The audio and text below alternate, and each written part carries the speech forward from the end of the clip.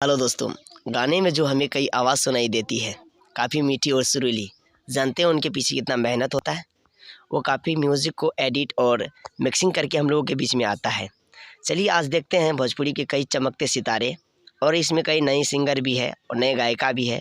चलते female singer का real आवाज़ क्या है आज हम लोग देखेंगे। इसमें ये पहला नंबर पे अंजलि भारती को देखते हैं। बाजे पे जनिया रुन झुन मैया जी के पाँव में, बाजे पे जनिया रुन झुन मैया जी के पाँव में।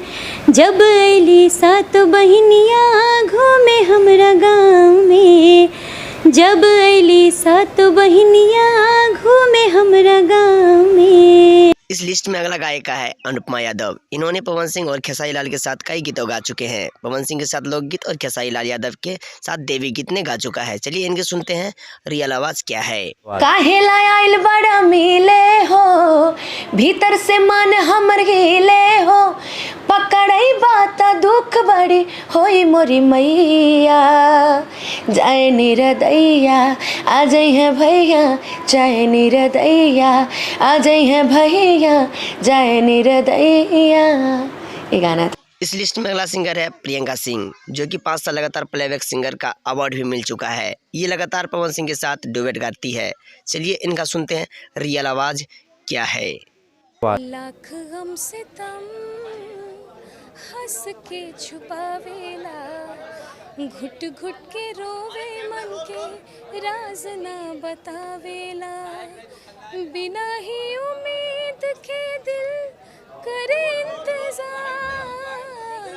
बिना ही उम्मीद के दिल करे इंतजार। एक तरफा प्यार केहू के न होके, एक तरफा प्यार। इस लिस्ट में अगली सिंगर है नेहा राज। इन्होंने अपना करियर भक्ति गाने से स्टार्ट किया और बहुत सारे सुपरस्टारों के साथ इन्होंने अपना गाना रिकॉर्ड कर चुका है। पहला सिंगर रितेश पांडे, अंकुश राजा, कई तरीके का सिंगर के साथ इन्होंने गाना गाया। चलिए सुनते हैं इनका रियल आवाज क्या है।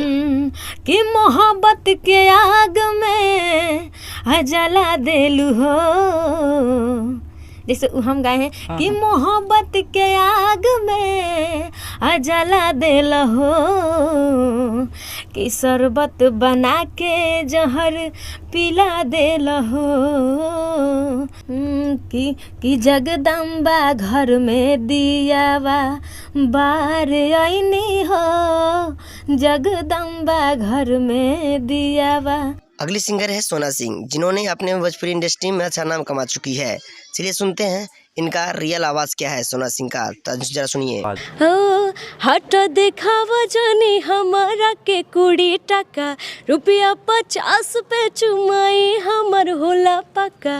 हट देखावा जानी हमारा के 20 टका, रुपया 50 पे चुमाई हमर होला पक्का।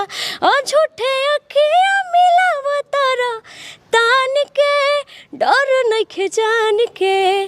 तान मजा रात भर मिलावा बबुआन से, अब भोरे नंबरी ले जाई हाथ